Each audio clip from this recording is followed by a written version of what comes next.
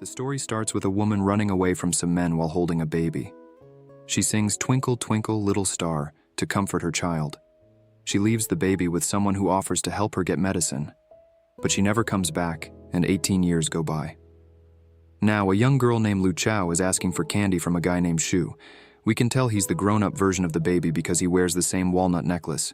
Shu tells Lu Xiaoyu they can't afford candy and need to save money.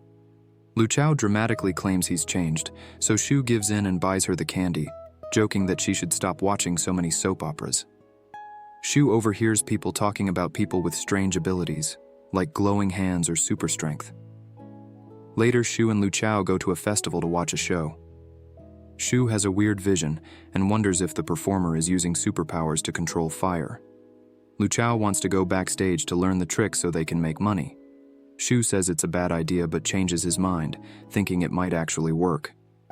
When they sneak backstage, they find the performer being put to sleep. Shu and Lu Xiaoyu pretend they got lost and are let go by some men who claim to be police.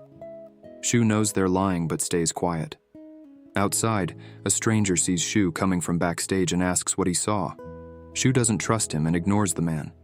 Shu wonders if the performer really has superpowers and if the men are capturing people with abilities. Lu Xiaoyu keeps calling him by his name, and Shu tells her to call him brother, but she refuses, reminding him they aren't related by blood. Shu jokingly threatens to leave her at the orphanage, but Lu Xiaoyu isn't worried and says she'd find him anyway. They talk about what they'd do if superpowered people were real. Lu Xiaoyu says she'd just get stronger herself.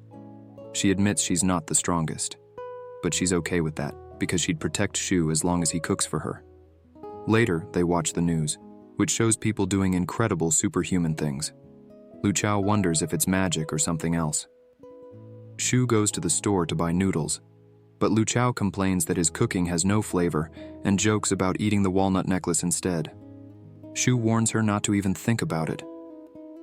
On his way to the store, Shu thinks about how Lu Xiaoyu has always been by his side growing up. Suddenly, he gets hit by a car and passes out. But something strange happens. His walnut necklace breaks, releasing a light that spreads through his body. When Shu wakes up, he's perfectly fine and starts to wonder if he's developed superpowers.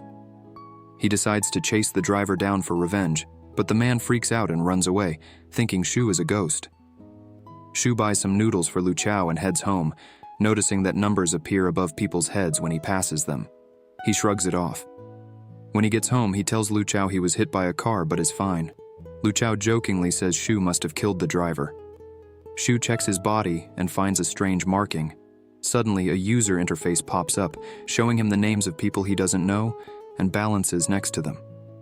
He realizes he can gather negative emotions from people and turn them into points. Shu believes he's awakened his powers and could become super strong by feeding off other people's bad feelings. He tries gambling with his points, but loses most of them. He finally wins and gets an apple, which gives him a great feeling when he eats it. He gambles again and wins lyrics to "Twinkle, Twinkle, Little Star," but the words are a bit different.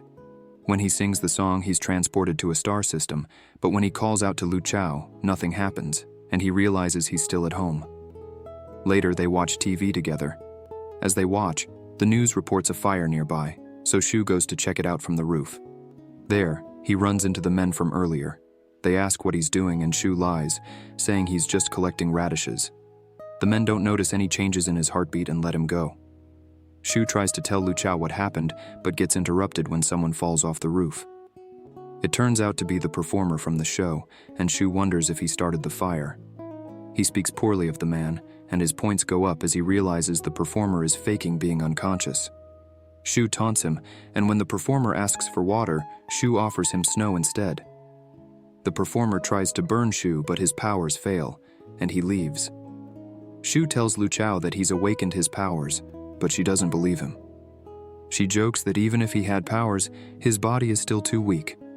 Shu later uses his points to buy a special fruit from his user interface, and when he eats it, he's transported to the star system again, where he sees a second star light up.